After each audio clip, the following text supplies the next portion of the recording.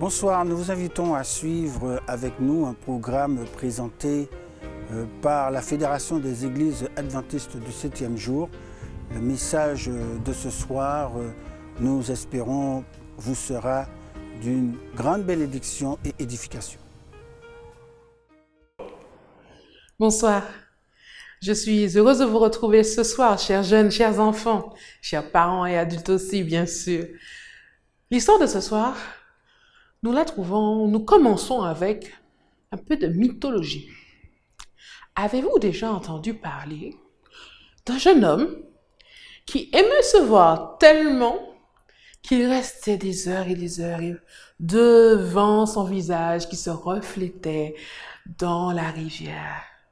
Les jeunes filles essayaient de le charmer parce qu'il était beau, mais elles avaient tout le cœur brisé. Lui, il ne s'aimait que lui-même. Vous connaissez son nom? C'est exact, Narcisse. Son nom a à voir avec quelque chose de la nature. Vous aurez une image qui s'affiche à l'écran maintenant. Regardez bien. Il s'agit des narcisses, ou certains appellent ça des jonquilles. Mais la jonquille vient de la famille des narcisses. C'est une fleur qui est très belle, pas vrai? Mais avez-vous déjà vu des narcisses dans des bouquets ou dans des compositions? Non, pas vraiment. Parce qu'en fait, la narcisse ne va qu'avec elle-même. Quand on la met avec d'autres fleurs dans un bouquet, ça ne s'accorde pas. Ce n'est pas joli. Une narcisse est fière. Et dans l'histoire, Narcisse, il était fier et imbu de lui-même. Il était égocentrique. Il était arrogant. Et c'est de là que vient l'expression être narcissique. Ça veut dire se préoccuper tellement de soi qu'on ne peut pas aimer les autres. C'est impossible. On est tellement imbu de sa personne, on se préoccupe tellement de soi que c'est impossible pour nous de pouvoir penser au bien des autres. Vous connaissez quelqu'un qui était loin d'être narcissique, quelqu'un qui était désintéressé, qui a préféré l'humilité, pas l'humiliation, mais l'humilité. Ça veut dire prendre le temps de pouvoir accepter de n'être pas supérieur aux autres, de ne pas penser que les autres sont inférieurs à nous, de penser que je suis à tout le monde et que tout le monde est à moi. Ça veut dire quoi? Ça veut dire que je suis à la disposition, je suis disponible, je suis aimant, je suis serviable, je suis patient. Ces personnes, c'est Jésus. Et dans les évangiles, dans l'épître aux Philippiens, au chapitre 2, versets 4 à 5. Alors, je vous demandais de chercher à la maison. Philippiens, c'est dans le Nouveau Testament, chapitre 2, et nous allons lire, si vous voulez bien. Je vais vous entendre lire, même si vous savez que je ne vous entends pas, mais on s'entend, d'accord? Philippiens, chapitre 2, à partir du verset 3, pardon. Ne faites rien, par ambition personnelle, ni par vanité. Avec humilité, au contraire, estimez les autres supérieurs à vous-même. Que chacun, au lieu de regarder ce qui lui est propre, s'intéresse plutôt aux autres. Comment appliquer ce verset aujourd'hui? Je pense que ce serait en se posant une question. Comment cette semaine, je peux faire preuve d'humilité et d'amour envers les autres, comme Jésus l'a fait? On fait silence et on prie. Ferme les yeux. Seigneur Jésus, merci pour ton exemple. Merci de nous avoir montré que être comme Narcisse, c'est pas une bonne chose. Aide-nous à nous positionner, à vouloir savoir quelle sorte de fleur que nous voulons être. Dans quelle belle composition nous pouvons être si nous sommes des fleurs qui aimons les autres. Aide-nous à vivre en harmonie les uns avec les autres. Au nom de Jésus. Amen. À très bientôt pour un autre message en 5 minutes.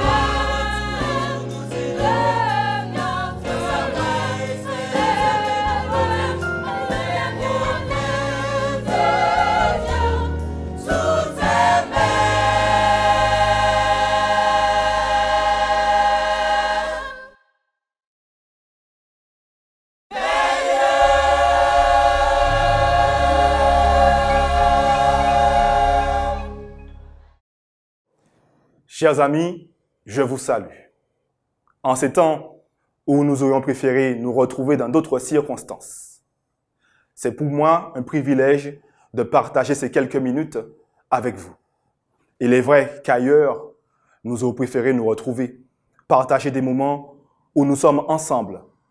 Ce n'est pas pour autant que malgré la distance qui nous sépare, que nous ne pouvons pas ensemble partager et étudier la parole de Dieu, qui dans toutes circonstances et en tout temps nous éclaire parce qu'elle est la boussole de tout être humain. Mais avant d'aller plus loin et de voir pendant quelques minutes cette réflexion, j'aimerais vous inviter à prier avec moi. Notre Dieu, notre Père, en ces temps troublés, c'est à toi que nous venons, t'implorant de nous conduire, de nous montrer, Seigneur, le chemin, ton chemin, celui que tu veux que nous suivions. Et à travers ce moment de réflexion, continue, Seigneur, à nous guider, à nous instruire par ta parole. Nous te prions au nom de Jésus. Amen. Comme je vous l'ai dit, durant ces quelques minutes, nous allons nous arrêter sur un texte que certains d'entre nous, nous connaissons fort bien. Et à travers ce texte, nous allons essayer de relever 2 points. Le récit que nous allons voir se trouve dans l'évangile de Luc. Luc, le chapitre 11, à partir du verset 5. Et voilà ce que nous dit la parole de Dieu. Il leur dit encore, en faisant référence à Jésus, « Si l'un de vous a un ami et qu'il aille le trouver au milieu de la nuit pour lui dire, « Ami, prête-moi 3 pains, car un de mes amis est arrivé de voyage chez moi et je n'ai rien à lui offrir. » Et si, de l'intérieur de sa maison, cet ami lui répond, « Ne m'importune pas, la porte est déjà fermée, mes enfants et moi-même sommes au lit. Je ne puis me lever pour te donner des pains. » Je vous le dis, même s'il ne se levait pas pour les lui donner parce que c'est son ami, il se lèverait à cause de son importunité et lui donnerait tout ce dont il a besoin. Et moi, je vous dis, demandez et l'on vous donnera. Cherchez et vous trouverez. Frappez et l'on vous ouvrira. Car quiconque demande, reçoit. Celui qui cherche, trouve. Et l'on ouvre à celui qui frappe. Ce récit que Jésus rapporte, cette parabole, comme je vous l'ai dit, nous verrons 2 points. Le premier point, essentiel, Jésus met l'accent sur le fait qu'il faille demander à Dieu, qu'il faille prier. Quelles que soient les circonstances par lesquelles nous passons, la prière est le moyen de communiquer avec notre Dieu. Non seulement communiquer, mais lui demander. Et à travers ce récit où Jésus montre le fait que même si l'ami n'offrirait pas les 3 pains que lui demande son voisin, mais parce que celui-ci insiste, il finira par lui donner. Et Jésus de nous dire que notre Père qui est dans les cieux n'est pas insensible. Nous n'avons pas besoin de l'importuner afin d'obtenir ce qu'il nous demande. Mais néanmoins, il met l'accent sur le fait qu'il faille demander, qu'il faille l'appeler, qu'il faille lui présenter nos requêtes. Et de ce temps dans lequel nous vivons, nul besoin de vous rappeler. Ce temps que nous n'avons point connu, mais pourtant, nous le vivons. Il est vrai que certains, à travers certains films de fin des temps, pourraient dire, nous le savions déjà. Néanmoins, nous sommes actuellement dans cette période. Alors quoi faire? Se lamenter? Dévaliser les magasins? Chercher par tous les moyens à fuir, à se cacher? Mais faisons face à la réalité. Dans cette circonstance, Dieu me dit, Dieu te dit, ton Père qui est dans les cieux t'invite à prier.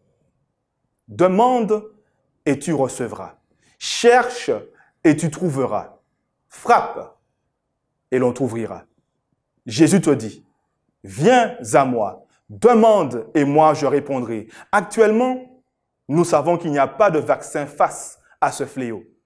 Nous pourrons dire, oui, c'est la fin des temps, Dieu avait déjà averti, ou encore faire référence à certains ouvrages ou certains récits qui prédiraient ces choses.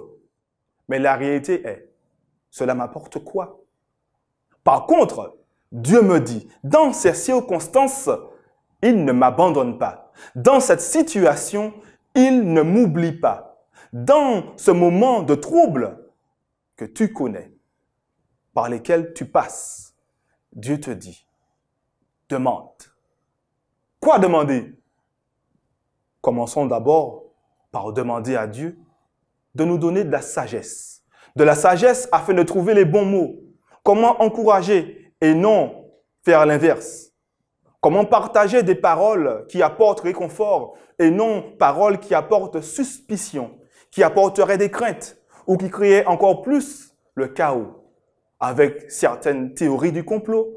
Actuellement, ce n'est pas ce dont nous avons besoin.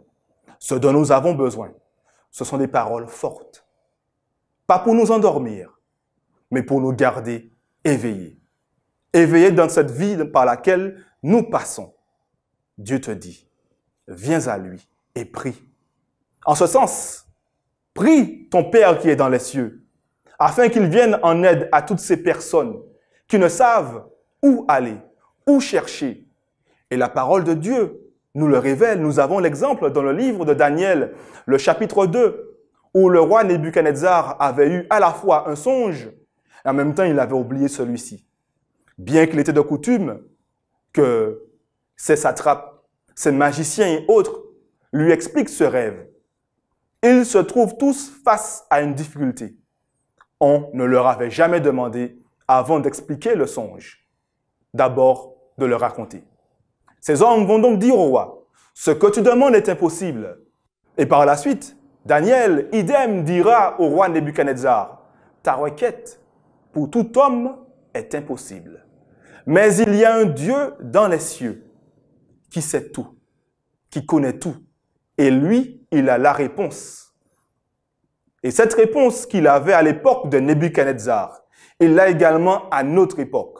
Daniel a obtenu la réponse à la prière de Nebuchadnezzar en s'adressant lui-même à Dieu. Il a prié avec ses compagnons.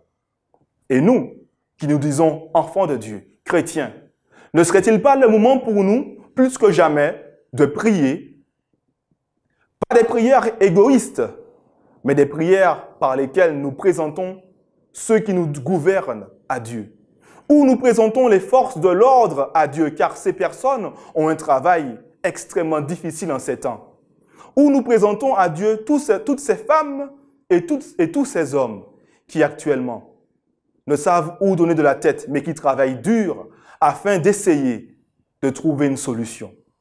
Prions notre Dieu afin que notre Dieu les aide. Et nous, enfants de Dieu, ayons une attitude qui amène les autres à ne pas être effrayés. Comme le dit si bien le psalmiste, je lève les yeux vers les montagnes, d'où me viendra le secours? Ce secours me vient de l'Éternel. Mais ce secours qui me vient de l'Éternel n'est pas uniquement pour moi. Ce secours est pour tout homme, toute femme. Alors les forces de l'ordre, tous les corps de métier dans la médecine, dans la recherche et autres, qui actuellement ne savent où poser de la tête, nous, prions pour eux. Ayons une pensée pour leur famille, pour leurs enfants. Demandons à notre Père qui est dans les cieux d'agir. D'agir comme lui seul, il est capable d'agir afin de nous conduire à travers ces ténèbres vers sa lumière. Nous avons deux choix. Paniquer ou choisir de faire confiance à Dieu. Par rapport à notre attitude, c'est le moment de marquer la différence. Pas parce que nous sommes fous, mais parce que nous croyons fermement que notre Dieu qui est dans les cieux nous dit encore une fois, ne crains pas, car je suis avec toi. Et lorsque tu passes par des moments difficiles comme ceux-ci, je suis avec toi. Chers amis, prions notre Père qui est dans les cieux. C'est ce que Jésus nous dit dans cette parabole, d'intercéder, de prier. C'est l'occasion de mettre de côté des paroles qui ne servent à rien, mais de nous mettre ensemble via les réseaux sociaux. S'il est vrai que nous ne pouvons être en contact physiquement. Mais Dieu merci, dans son amour et dans son intelligence, nous offre les nouvelles technologies qui nous permettent de rester en contact. Profitons de l'occasion pour nous rapprocher de sa parole, de prendre notre téléphone également, d'envoyer une parole qui encourage, de prier avec une personne, avec le voisin.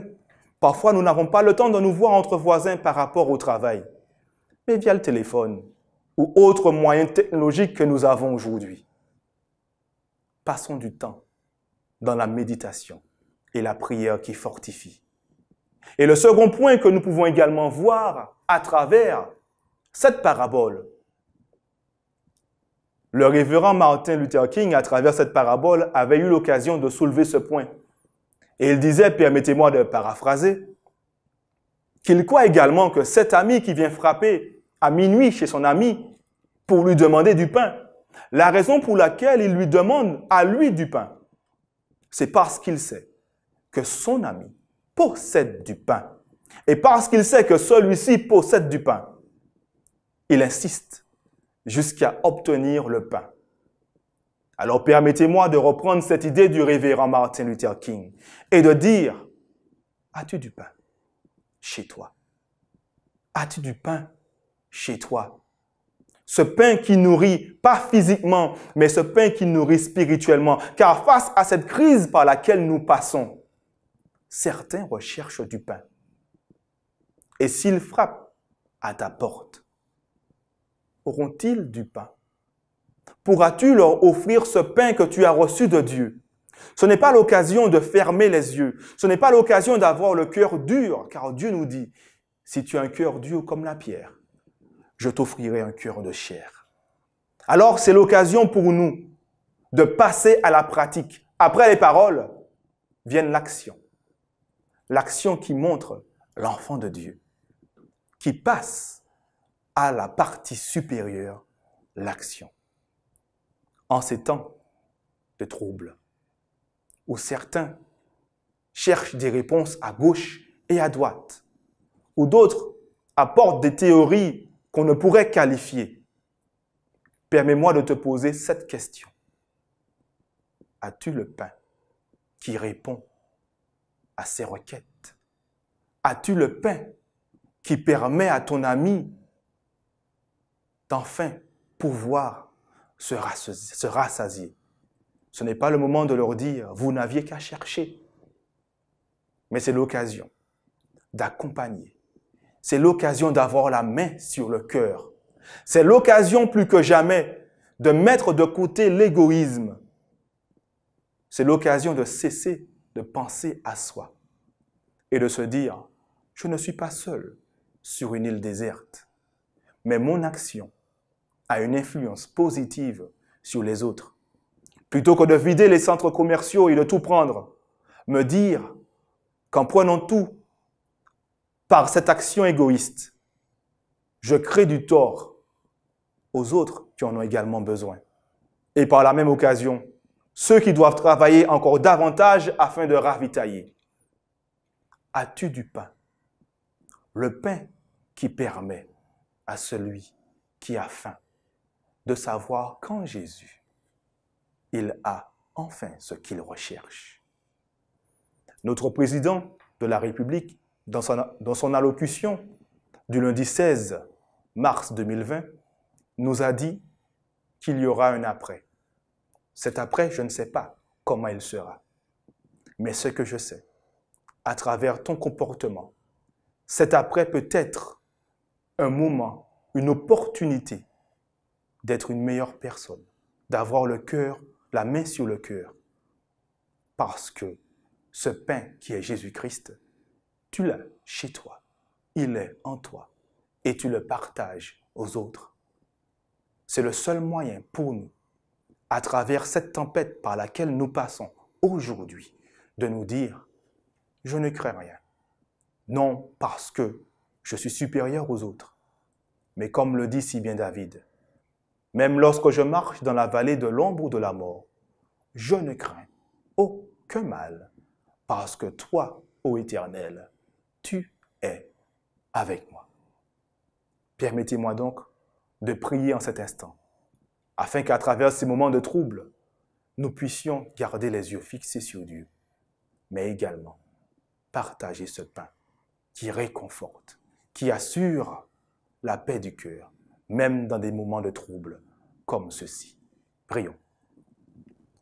Notre Dieu, notre Père, ces moments difficiles par lesquels nous passons, tu le sais déjà.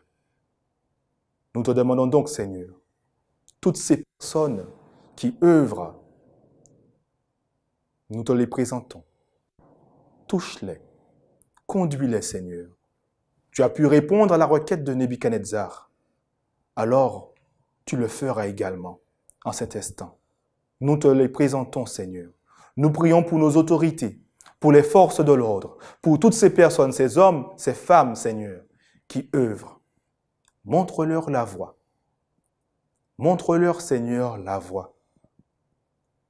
Face à cette calamité, ce n'est point pour nous le moment de nous alarmer, mais au contraire, d'être des remparts, d'être ceux qui ont ce pain, qui offrent ce pain, qui n'est autre que toi, afin que non, nous ne puissions nous perdre par-ci et par-là, mais au contraire, rester sereins. Nous t'en prions, Seigneur, agis, guide ton peuple à travers ces moments difficiles. Nous t'en prions, au nom de Jésus, et pour ta gloire éternelle. Amen. Je vous remercie beaucoup et je vous souhaite, dans notre Seigneur Jésus-Christ, de garder ce pain, mais également de le partager, d'être une solution et non un obstacle. Que Dieu vous garde.